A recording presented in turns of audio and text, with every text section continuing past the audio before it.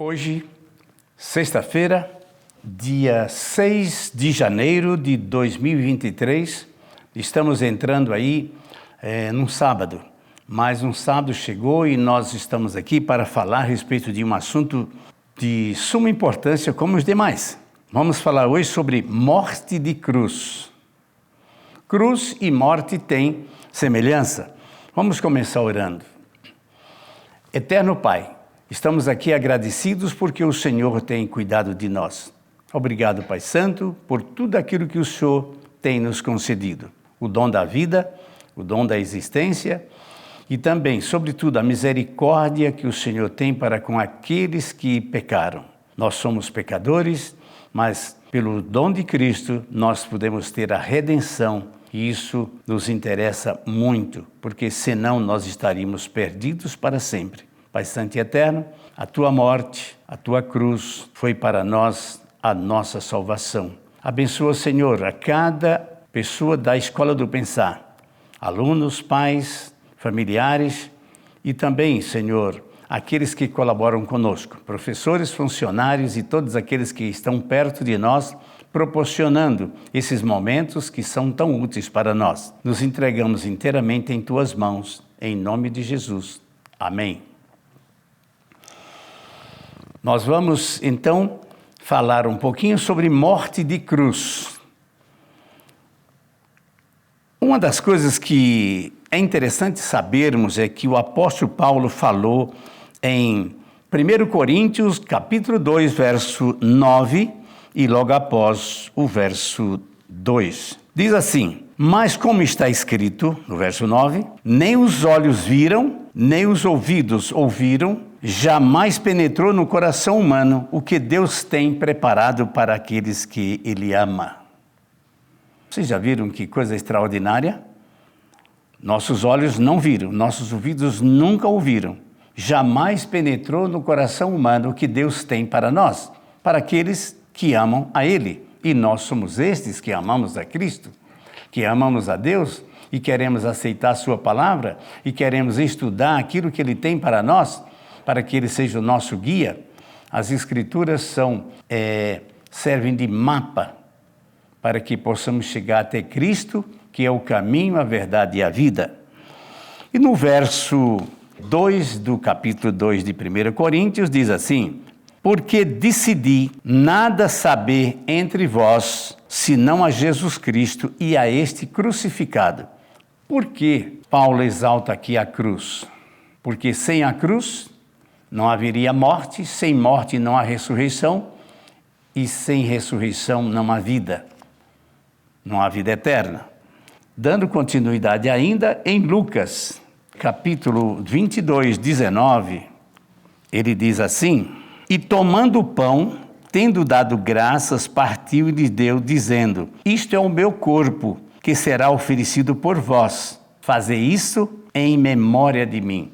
A morte de Jesus, que estava aqui predita através daquela cerimônia da Santa Ceia, da última ceia, Cristo queria ou quer que ela seja lembrada permanentemente. E por isso, as igrejas cristãs celebram a Santa Ceia, para lembrar que Ele morreu em nosso lugar. E interessante é que ele diz assim: eu só estarei presente noutra quando chegarmos na casa de meu Pai. A Santa Ceia é uma lembrança, é uma memória daquilo que Cristo fez por nós e que um dia vai lembrar lá nas mansões celestiais quando lá chegarmos. Em João 3, 14 e 15, diz assim: do modo do que Moisés levantou a serpente no deserto, assim importa que o Filho do Homem seja levantado, para que todo aquele que nele crê tenha a vida eterna. Vocês lembram que lá no deserto, quando as serpentes mordiam o povo de Israel, e para a cura foi feito uma espécie de cruz, e lá colocaram uma serpente de metal, e aqueles que eram picados pelas serpentes olhavam para a cruz e ficavam sarados. Interessante, eu posso ver as mães tomando as suas crianças e apontando a cruz. apontando a serpente ali pendurada na cruz, e eles olhavam e ficavam curados do veneno da serpente. Isso é muito significativo. Era necessário, então, aquilo ali apontava para a morte de Cristo na cruz. Todos aqueles que olhar para a cruz do Calvário e vendo Cristo morrendo em nosso lugar, oferecendo-se por nós, isso seremos salvos.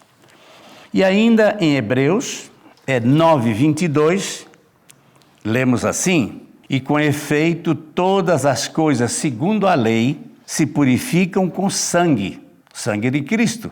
E sem derramamento de sangue não há remissão de pecados. Foi necessário que o Filho de Deus se entregasse, morresse, derramasse o seu sangue por nós. Nós é que deveríamos morrer. Ele tomou o nosso lugar e morreu por nós, porque o sacrifício humano não pagaria a ofensa feita a Deus. Eu já tenho falado em outros momentos que um homem ofendeu a Deus e para pagar era preciso um homem pagar e um Deus pagar para que houvesse o ofendido e o ofensor. Por isso é que Cristo se tornou homem, habitou entre nós e ele foi cheio de graça e de verdade para que assim pudesse sermos redimidos dos nossos pecados.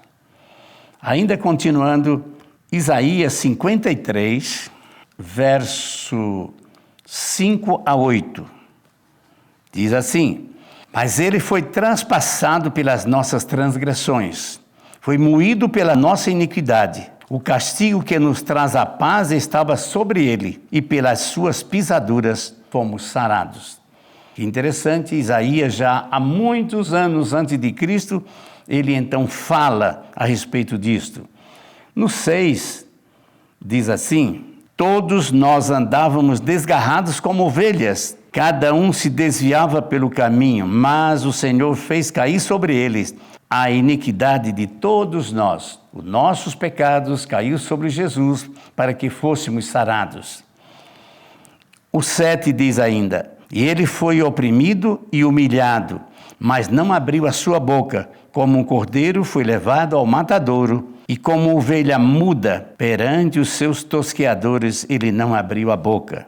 E no 8 diz assim: por juízo opressor foi arrebatado, e a sua linhagem, quem dela cogitou? Porque foi cortado da terra dos viventes. Por causa da transgressão do povo, ele foi ferido. Como é necessário que nós meditemos sobre estas palavras, levar em consideração, refletir, pensar, dedicar-nos a isso. Que amor profundo foi esse que deu a vida por nós, deu a vida por mim e deu a vida por você também. Nós devemos aceitar esse Jesus e ter disposição, sobretudo, de obedecer a Ele todos os mandados dele, os pedidos e a sua vontade. É preciso que nós peçamos ao Espírito Santo que nos dê o reconhecimento do pecado, o arrependimento e também o propósito de não pecar mais. Isso foi falado numa live anterior. João 10, verso 11 e 15. Eu sou o bom pastor, e o bom pastor dá a vida pelas suas ovelhas. Este pastor é Cristo, nós somos as ovelhas. E no verso 15 diz assim: assim como o Pai me conhece a mim, eu conheço o Pai e dou a minha vida pelas ovelhas. Que amor eterno, que amor extraordinário. Por isso é que o apóstolo diz que nada do que vai acontecer e vai estar sendo revelado em sua plenitude. Os olhos não viram, os ouvidos não viram, nem o coração humano pensou naquilo que Deus tem preparado para nós, que vai ser a vitória de tudo isso que Ele fez por nós. Nós mal conhecemos a história da redenção, mas se nós pararmos para sentir tudo aquilo que Cristo sofreu em nosso lugar, nós vamos ficar maravilhados. Em 1 Coríntios 1,18, diz assim: certamente a palavra da cruz é loucura para os que se perdem, mas para nós que somos salvos é o poder de Deus. A palavra de Deus, o ato de Jesus é loucura para os ímpios, mas para nós é a salvação eterna. Porque como é que alguém daria a vida por pessoas, mesmo que fossem justas? Mas Cristo ofereceu por nós a sua vida quando éramos ainda pecadores. Por que dizer ainda éramos pecadores? Porque depois da redenção nós temos a certeza que podemos ser salvos se fizermos o quê? Crer em Jesus, estudar sobre Ele, entender o seu sacrifício, dedicar-se a Ele, pedir perdão, aceitar a salvação e entregar-nos inteiramente por Ele. É de importância que nós nos entregamos. Qual é a coisa mais importante para nós? Cristo. A morte de Cristo e a sua ressurreição.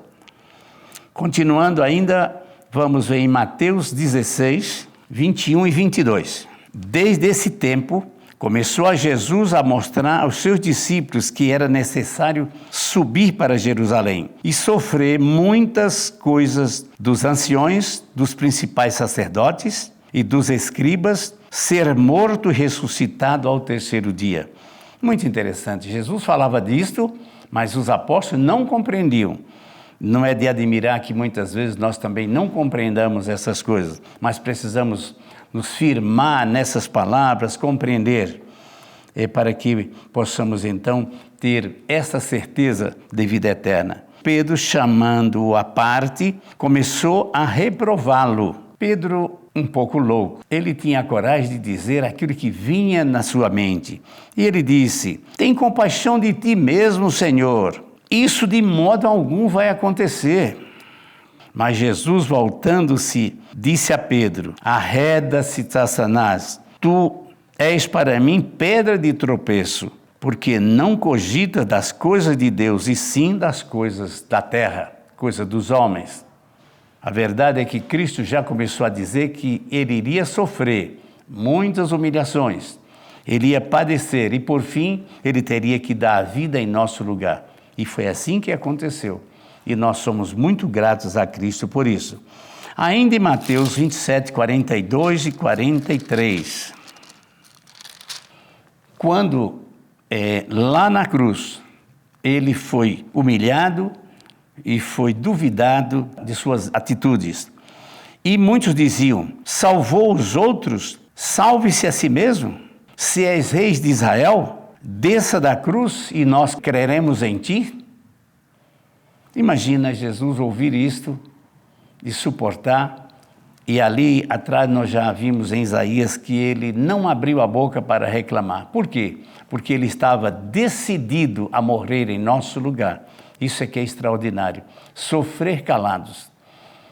E eu pergunto, nós temos sofrido calados aquelas coisas que temos sofrido por causa do Evangelho?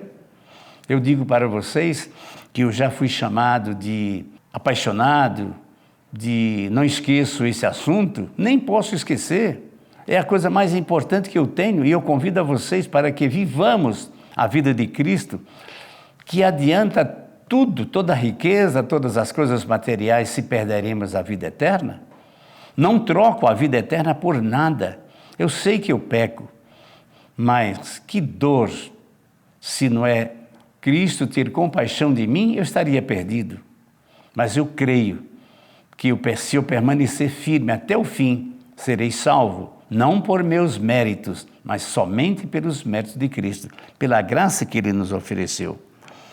E o 43 diz assim: confiou em Deus, pois venha livrá-lo agora, se de fato lhe quer bem, porque disse: eu sou filho de Deus. Isso ofendeu muito aquela gente, os sacerdotes, escribas e fariseus. E hoje, você se escandaliza com Jesus? Você se escandaliza com o Evangelho de Cristo? Você tem coragem de testemunhar em todo lugar que você chega? No elevador, o que você tem falado para as pessoas? Eu costumo perguntar: você é cristão? Ele diz sim ou não. Eu não vou ofendê-los por serem ou não serem. Eu dou graças a Deus que até hoje eu encontrei só pessoas cristãs. Quando eu pergunto, tenho a coragem de perguntar, por que não, ao invés de dizer, o dia está muito quente, ou está frio? É óbvio. A gente está sentindo na pele se está quente, se está frio. Nessa época o calor chegou, graças a Deus. Eu pergunto, você é cristão? E ali eu estou abrindo a oportunidade de falar para aquela pessoa do que eu creio, sem condená-lo? Sim, eu tenho tal religião. Oh, maravilhoso isso! Como é bom estudar as Escrituras. E eu falo ali um pouquinho. Quantas vezes a conversa se alonga e nós temos a oportunidade de continuar em outros momentos falando de Cristo. Isso é fantástico. Eu não me envergonho do Evangelho. Por quê? Porque ele é o dom de Deus para a salvação. A compreensão da salvação está nos Evangelhos. 2 Coríntios 5,19. A saber que Deus estava em Cristo, reconciliando consigo o mundo, não imputando aos homens as suas transgressões, e nos confiou a palavra de reconciliação. Reconciliação é salvação. Reconciliação é perdão dos pecados. Cristo reconciliou o mundo com Deus. Quando o homem pecou, Deus, por ser santo, ele virou as costas para o mundo, para o pecado. Cristo, então, em seu propósito, tomou sobre si os nossos pecados, foi para diante do Pai. O Pai, mais uma vez, ele se vira agora como que dando as costas ao pecado, e ele agora olha para o mundo justificado por Cristo. Cristo assumiu os nossos pecados, foi rejeitado do Pai, e o Pai, vendo que o mundo foi reconciliado pelo Filho, ele aceita o Filho juntamente com aqueles por quem Cristo morreu. Que maravilha isso! Vocês já pensaram nessa figura? Quando Deus, ofendido pelo pecado, ele virou as costas para o mundo, mas Cristo, assumindo os nossos pecados, foi para diante do Pai. Ele agora, mais uma vez, volta-se para o mundo a quem tinha olhado, e agora ele estava salvo por Cristo. E o Pai resolveu aceitar o Filho, bem como aqueles que foram salvos pelo Filho. Isto é a história da redenção em uma palavra. Vamos agradecer a Cristo por esse livramento extraordinário. Vamos agradecer ao Pai por este ato também de oferecer o Filho para que ele morresse em nosso lugar. Vamos ainda aceitar o Espírito Santo, que está disposto a nos orientar, a nos guiar e a nos dar todos os dons que precisamos para que possamos herdar a salvação em Cristo Jesus. Este é o nosso pensamento, é o nosso desejo. Vamos orar. Eterno Pai, mais uma vez estamos aqui para agradecer esta dádiva extraordinária que é Cristo. Quando o homem foi feito, ele tinha o risco de pecar, mas Cristo falou, se o homem pecar, eu irei salvá-lo. E foi assim que tu fizeste, Pai misericordioso. Somos gratos por isto. Pai, Filho e Espírito Santo, muito obrigado por tudo aquilo que o Senhor tem nos feito. Agradecemos pela vida eterna, para louvar, bendizer e adorar por todos os séculos. É o nosso desejo e o desejo de todos aqueles que me ouvem que seja. Em nome de Jesus. Amém. Um feliz sábado para todos vocês. Até o próximo encontro.